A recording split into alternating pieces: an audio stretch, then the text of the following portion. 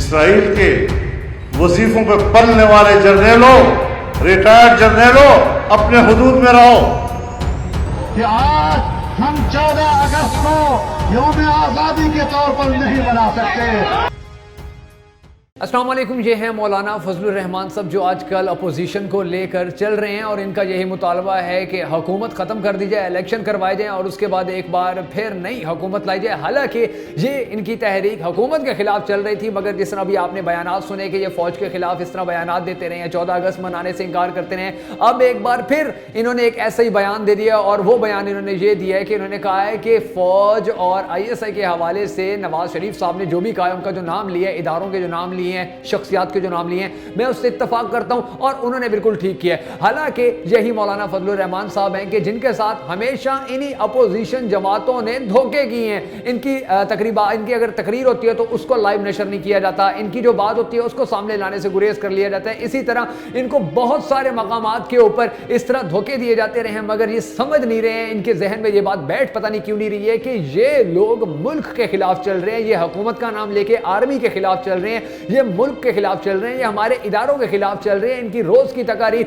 अब क्या जरूरत थी या ये क्या कोई पाकिस्तानी एक्सेप्ट कर सकता है कि एक सियासतदान खड़ा होकर कह दे कि जी आर्मी चीफ की टांगे कांप रही हैं, उनको पसीने छूट रहे थे, और उसके साथ साथ जो दूसरे लोग हो अपोजिशन के वो भी इसी तरह के इल्जामात लगाना शुरू कर दें, और उसके ऊपर से एक इंतहाई मुअद्दब किस्म की शख्सियत हैं, इंतहाई एहतराम के काबिल शख्सियत है मौलाना फजलुर रहमान साहब, लेकिन वो भी इन सब बातों को एक्सेप्ट करने के साथ साथ वो भी ये कहते नजर आए कि जी इन्होंने बिल्कुल ठीक किया। तो बड़ा अफसोस का मकाम होता है और फिर पूरी कौम सोचने पे मजबूर हो जाती है कि मौलाना फजलुर रहमान साहब की किस बात पे इज्जत करें या इनका किस बात पे एहतराम करें, जब ये हमारे मुल्क के सबसे हसास इदारों के बारे में जो इल्जामात लगाए जाते हैं, जब ये उनको एक्सेप्ट कर रहे हैं, जब ये उनको कह रहे हैं कि हाँ ये ठीक हुआ था, तो फिर इनका किस बात पर एहतराम किया जाएगा। या जो कहते हैं कि मैं कश्मीर कमेटी का चेयरमैन रहा हूं और मैंने बहुत कुछ काम किया है, तो फिर क्यों इनकी कोई बात मानेगा, कोई इनकी बात सुनेगा या कोई इनकी बात पर अमल पैरा होने की कोशिश करेगा। हालांकि ये मौलाना फजलुर रहमान साहब का अगर माजी देखा जाए तो ये अपने बहुत सारे बयानात ने टीवी शोज के अंदर ये कहते रहे कि जी नून लीग ने भी मुल्क को लूटा, PP ने भी मुल्क को लूटा और इन दोनों ने मिलकर लूटा, इसलिए एक दूसरे के खिलाफ कोई एक्शन नहीं लेते हैं। और अब मौलाना फजलुर रहमान साहब इन्हीं के साथ खड़े होकर हुकूमत को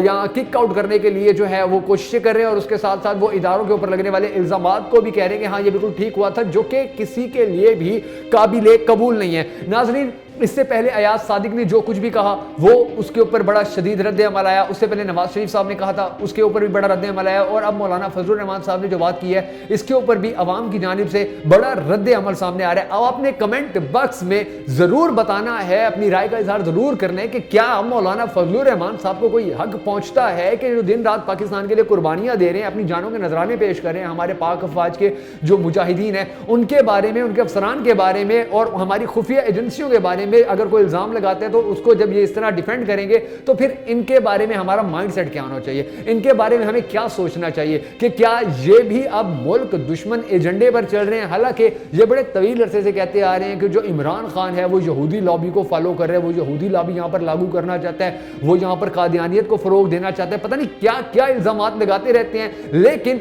उसके रिएक्शन में अवाम ने इनको कभी कुछ नहीं कहा। लेकिन अब ये अगर अफवाज के खिलाफ इस तरह के बयान जिस तरह माजी में देते रहे, अगर अब भी इस तरह के बयान देते रहेंगे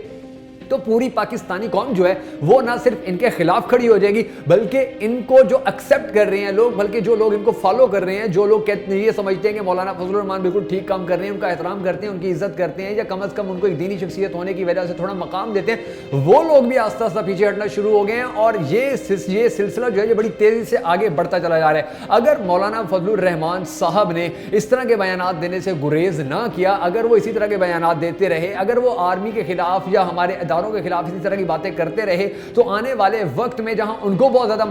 मुश्किलात का सामना करना पड़ेगा, वहीं पर जो उनके दूसरे अहम रहनुमा हैं उनके लिए भी इस मुआशरे में, पाकिस्तानी मुआशरे में रहना बड़ा मुश्किल हो जाएगा। क्योंकि नाज़रीन, पाकिस्तान में हर बंदा ISI से प्यार करता है, हर बंदा आर्मी चीफ से प्यार करता है, हर बंदा पाक अफवाज से प्यार करता है और एक्सेप्ट करता है, मानता है कि हाँ इनकी बड़ी कुर्बानियां हैं। और जब इनके रहनुमा अवाम के अंदर जाएंगे कि जी हमें वोट दें, जी हमें सपोर्ट करें, और अवाम आगे से पूछेगी कि तुम इस मुल्क को बचाने والے مجاہدین کے خلاف اگر کوئی بکواس بازی کرتا ہے تو تم اس کو سپورٹ کرتے ہو، تمہارے جو مولانا فضل الرحمان ہیں وہ ان کے ساتھ کھڑے ہو جاتے ہیں کہ ہاں جی انہوں نے اداروں کا نام بھی بالکل ٹھیک لیا ہے، انہوں نے شخصیات کا نام بھی بالکل ٹھیک لیا ہے۔ حالانکہ مولانا فضل الرحمان صاحب اگر ایمانداری سے دیکھتے، اگر وہ اپنے معاہدوں پر قائم رہتے تو ان کو پتہ ہونا چاہیے تھا، کیونکہ پوری قوم کو پتہ ہے کہ جب یہ